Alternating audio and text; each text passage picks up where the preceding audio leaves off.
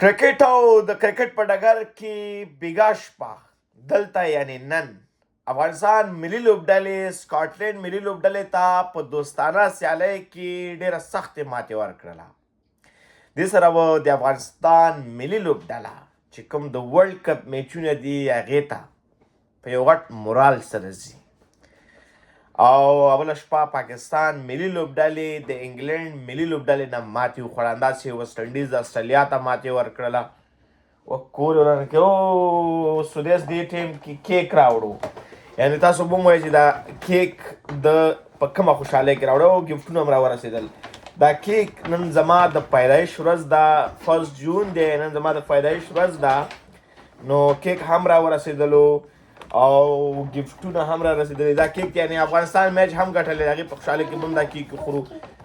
دا کور یې ورانه کې دې چوټې ته ګوره دې هم ګفټ راوړی دی. او یا الله لږ صبر شئ ظالمانانو ته. تاسو چې اول به دې ګفټ سټارټ کړو، دې شی راوړی دی. تاسو لکه چې کرکټ ما نه پاتې کې، خو زه خیر ټولو ته معلومات وشو چې موږ میچ ګټلی دی. کور یې ورانه کې دا څومره لوکس پینټ دا راوړی دی. واو دا ولا او خو ها دا وفا راوړی دی. وفا thank you so much بجراکا. دا وفا او دا والا ته دا به تواله سوله نه ښکاري، سوله چې شوه او یاسین کوم یو راوړی؟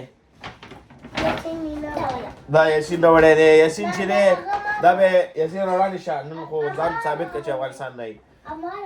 ښه ده تا راوړی. یاسین صدیقي چې دی کوم ځای نه وي؟ نه که نه نن افغانستان نه ځان ثابت کړه که نه بس دی.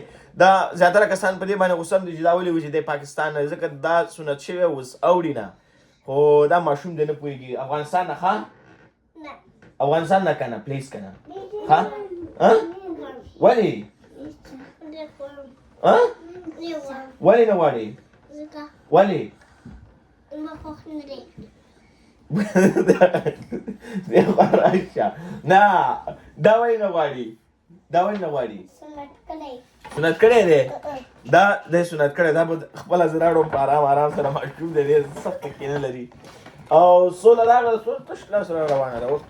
ښه یاسین صدیقي هم ښه ګفټ راوړی دی. دا بل پینټ دی او ورسره هغه ټي شرټ راکړه. سولې دا ټي شرټ را هغه یاسین صدیقي چې راوړی دی. ښه دغه ټي شرټ ما نه ولیدلو. او سولې دا چې راوړی دی ښه دا ټي شرټ دی.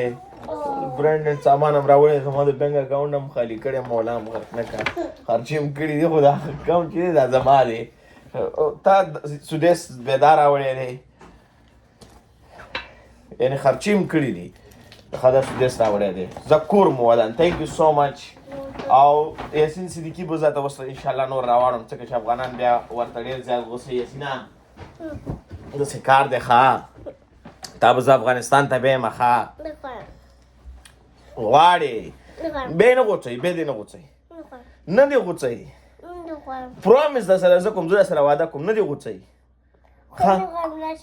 ولې نو نه غواړې؟ زړه م ورکړې چې ولې په افغانستان کې ولې م غوڅوله ته نه؟ سودیس صدیقي دې کوم ځای دی؟ افغانستان دی. ولې افغانستان دی؟ ولې ځکه ولې وړاندې شه ته. زه یاسین صدیقي ته لاړ شم. خولۍ دې واغوستله او نیوزیلینډ ګران دی که افغانستان؟ زه ګران یم که افغانستان؟ دواړه دی. زه افغانستان نه یم بس. او دا بیا څه شی دی؟ افغانستان دی.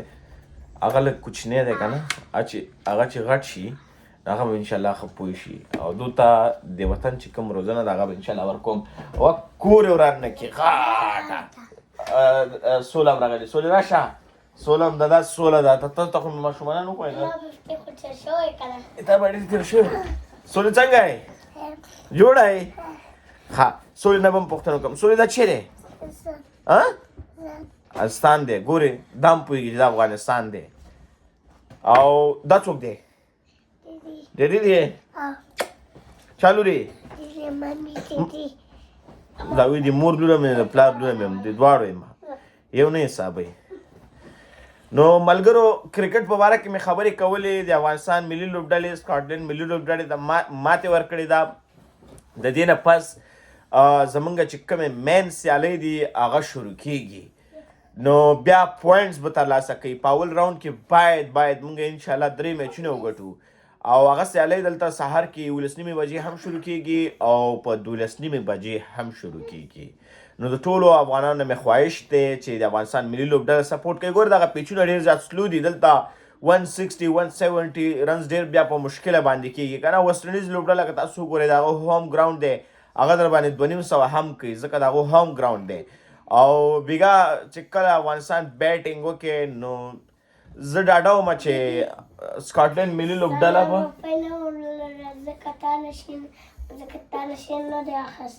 ولې دې سره روپۍ نه وي؟ نه دې ته خو باید پیسې ورکړي که نه یار.